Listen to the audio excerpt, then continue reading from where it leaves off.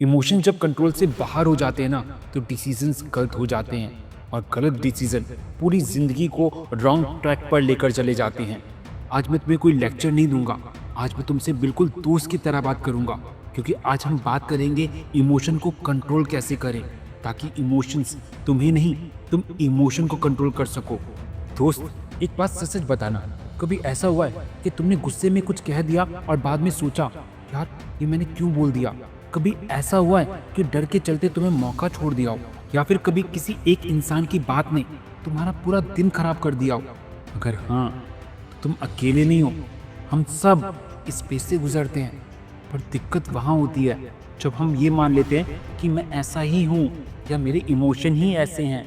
नहीं दोस्त, emotion problems नहीं है, इमोशन पर कंट्रोल ना होना ये प्रॉब्लम है। सिंपल लैंग्वेज में समझो तो इमोशन एक सिग्नल है। जैसे फ़ोन में नोटिफिकेशन आता है ना, वैसे ही दिमाग नोटिफिकेशन भेजता है। गुस्सा आता है, सिग्नल है कि कुछ गलत लग रहा है। डर आता है ना, तो सिग्नल है कि डेंजर लग रहा है। दुख होता है ना, तो सिग्नल है कि अटैचमेंट थी।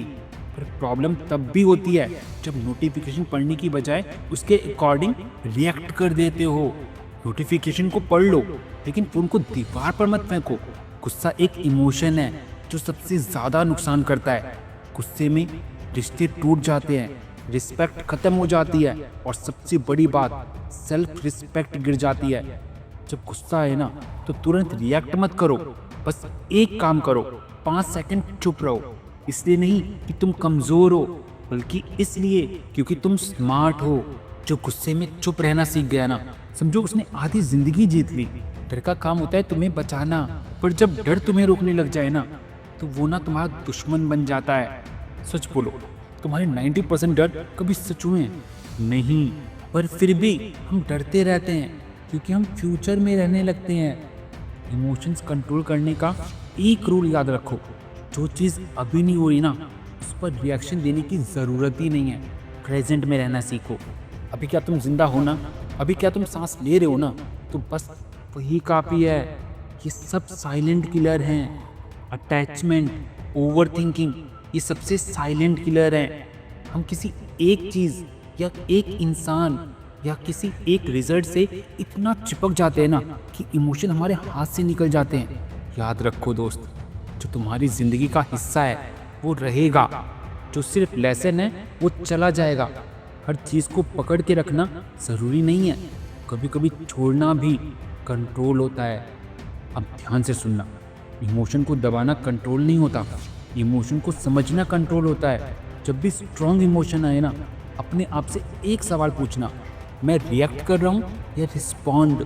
रिएक्ट मतलब तुरंत बिना सोचे, रिस्पॉन्ड मतलब शांत समझदारी से। बस यहीं से डिफरेंस शुरू होता है एवरेज और स्ट्रॉन्ग इंसान के बीच में। स्ट्रॉन्ग लोग वो नहीं होते जिनके अंदर इमोशंस नहीं होते, स्ट्रॉन्ग लोग वो होते हैं जो इमोशन होने के बावजूद कंट्रोल नहीं खोते। वो जानते हैं हर बात का जवाब देना ज़रूरी नहीं है, हर लड़ाई जीतनी ज़रूरी नहीं है, हर इमोशंस को फॉलो करना ज़रूरी नहीं है। इसलिए मैं बहुत सिंपल सिर्फ डेली प्रैक्टिस के लिए कुछ टिप्स दे रहा हूँ कि सुबह तुम्हें सिर्फ 2 मिनट चुपचाप बैठना है, अपनी सांसों पर ध्यान देना है। दिन में जब भी इमोशंस आए, पॉज ले लो।